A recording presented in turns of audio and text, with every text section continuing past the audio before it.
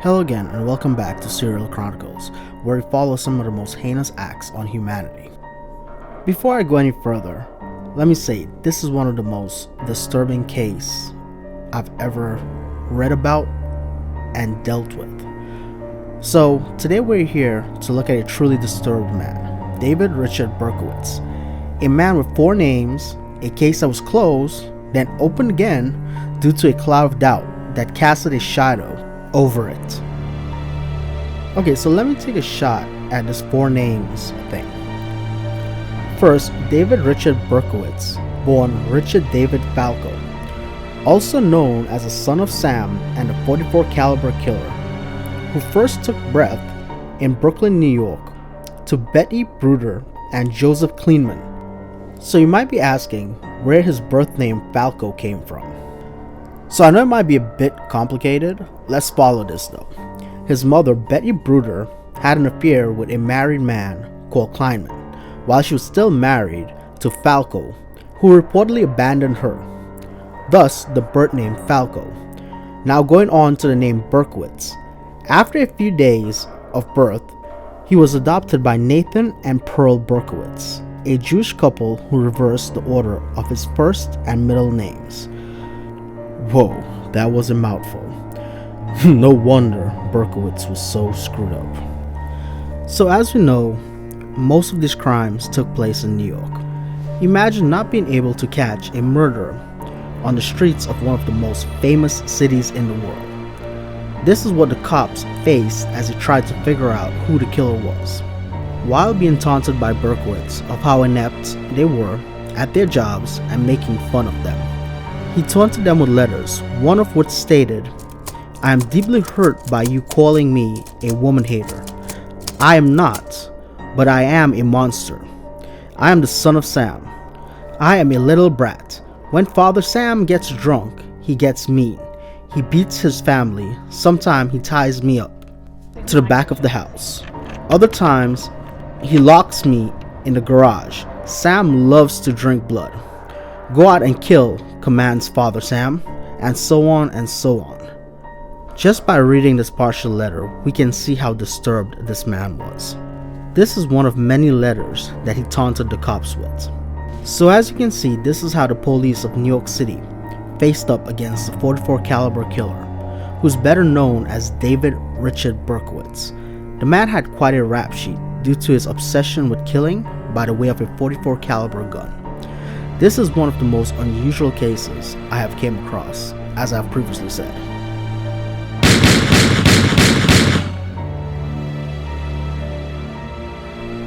He joined the United States Army at 17 and served at Fort Knox.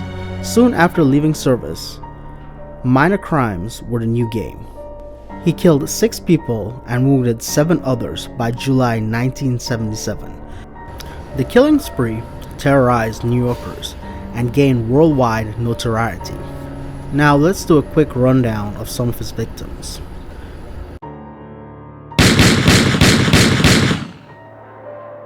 The foreman stabbing, 1975.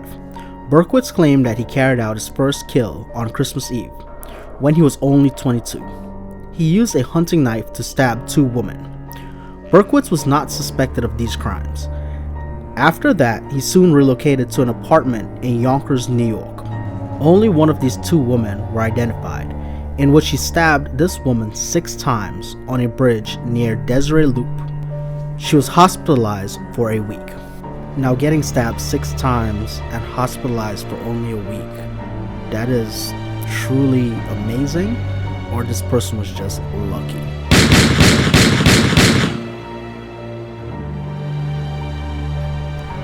Now on to his next victims, Laura and Valenti shooting.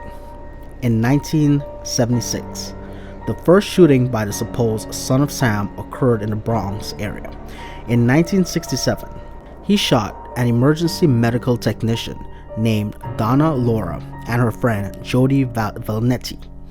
Berkowitz took out his revolver from the paper bag and Laura was struck and killed by a single bullet. In contrast, Valnetti was shot in her thigh and injured. Later she stated that she did not recognize the infamous killer. Berkowitz later confessed to this shooting in an interview in 1993.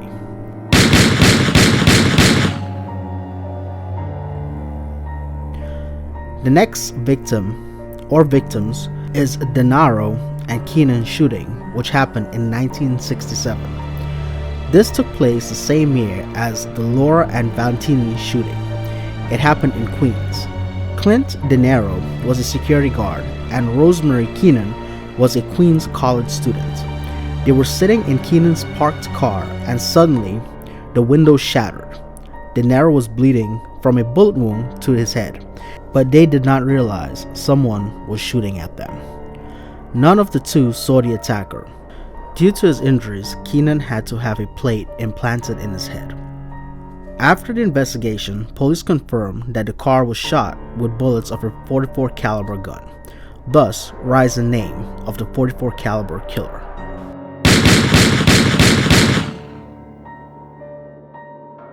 Now on to DeMasi and Lumino shooting.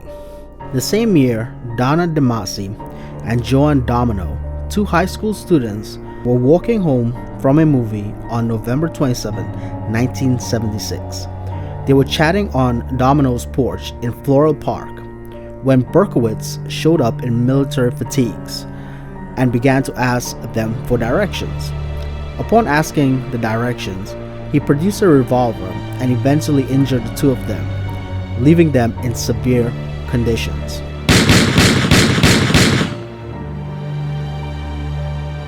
Front and Deal shooting, 1977. The following year, the crimes of Berkowitz continued. The victims this time, Christine feared a secretary, 26, with her fiancé John Deal, a bartender. The couple had just seen the movie Rocky and were preparing to go to dance when 3 gunshots were fired into their car. In panic, they drove off. Deal went for help, where he suffered minor injuries. Freud, on the other hand, was shot twice fatally. Several hours later, at the hospital, she died.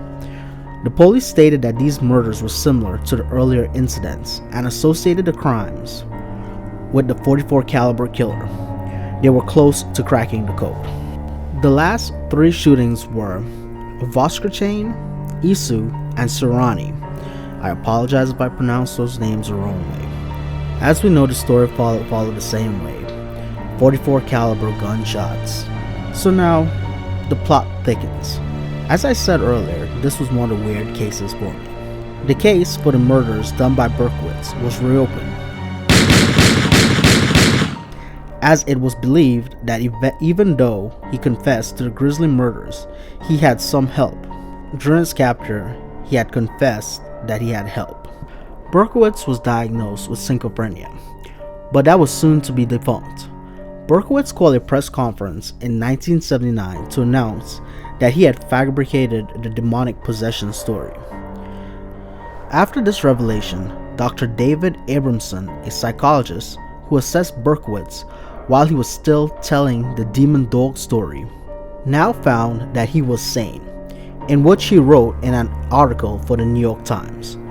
To add, when the police raided his home, they found it in disarray, with occult graffiti on the walls. They also found a diary wherein Berkowitz took credit for dozens of arson throughout the New York area. After his arrest, Berkowitz claims to have been a Satanist at the time of the murders and suggested that he was part of a violent cult, which actually perpetrated these crimes. In October 1978, Berkowitz mailed a book about witchcraft and other occult subjects to the police in North Dakota. With this being said, could it really be cult-motivated killings? We would think this would be the end of the story. But wait, Dr. David Abramson, the psychologist whose diagnosis was defunct, had to get the last word in. He stated that Berkowitz signaled the command to kill, which he said he received from the demons, that he had finally concluded had in fact been his invention. It was a command dictated by strong, repressed sexual urges. He was afraid of women and afraid of being rebuffed by them. He didn't dare approach them to satisfy his sexual desires. Yet, to counteract his conscious and unconscious fears, he had to show them that he was powerful. His gun was the solution. He could overwhelmingly demonstrate his power without touching them, without being rebuffed.